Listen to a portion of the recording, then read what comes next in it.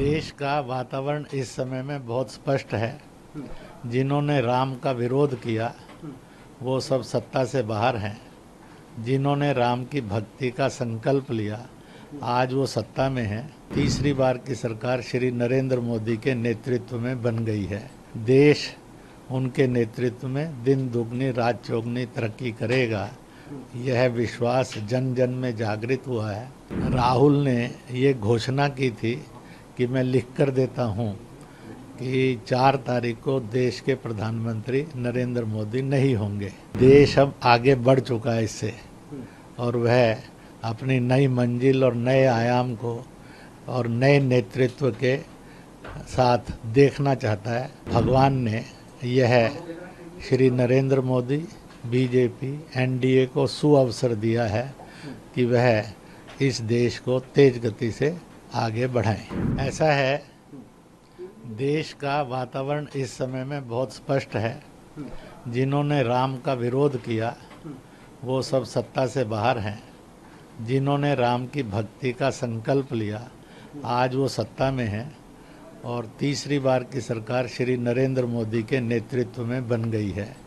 देश उनके नेतृत्व में दिन दुगनी रात चौगनी तरक्की करेगा, यह विश्वास जन जन में जागृत हुआ है, और ये विश्वास फले फूले इसकी शुभकामना करते हैं।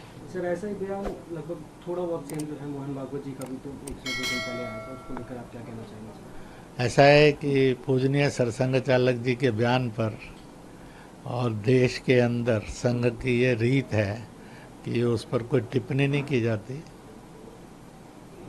सर, राहुल की बात करी आपने और केजरीवाल की बात करी प्रधानमंत्री को लेकर। अभी आपने मैंने तो इसलिए कहा कि राहुल ने ये घोषणा की थी कि मैं लिख कर देता हूँ कि 4 तारीख को देश के प्रधानमंत्री नरेंद्र मोदी नहीं होंगे। केजरीवाल ने कहा था कि मैं लिख कर देता हूँ इतना आंकड़ा जो है इंडी अलायंस का आएगा। तो वो उनकी घोषणाएं हैं पॉलिटिकल स्टाइल की। अब इसको आप जो भी शब्द देना चाहे दे सकते हैं। मेरा इतना ही कहना है कि देश अब आगे बढ़ चुका है इससे, और वह अपनी नई मंजिल और नए आयाम को और नए नेतृत्व के साथ देखना चाहता है। और भगवान ने यह श्री नरेंद्र मोदी, बीजेपी, एनडीए को सुअवसर दिया है कि वह इस देश को तेज गति से आगे बढ़ाएं। सर, आपके बयान के बाद विपक्ष ने बातें करनी शुरू कर दी। पवन खेड़ा ने तो इतना भी कह दिया कि आरएसएस को कौन सीरियस लेता है, आरएसएस को तो प्रधानमंत्री भी सीरियस नहीं लेता। तो बहुत अच्छी बात है।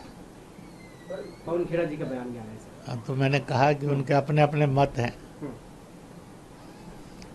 सर, ये आरएसएस की एक मीटिंग है जो 31 जुलाई से लेकर 2 अगस्त तक होने वाली है बीजेपी के साथ, कंबाइंड मीटिंग जो है चलने वाली। केवल बीजेपी की नहीं है, संघ परिवार की बैठक है। इसकी पूरी सूचना अगर लेनी हो तो संघ के अधिकारियों से जाकर ली जा सकती है। उन्होंने उसका बयान भी दिया है, तो वहाँ जाकर पूछेंगे तो आपको पता लग जाएगा।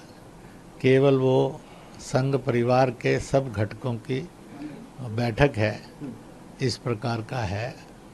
फिर भी आप उसका और अधिक जानकारी चाहते हैं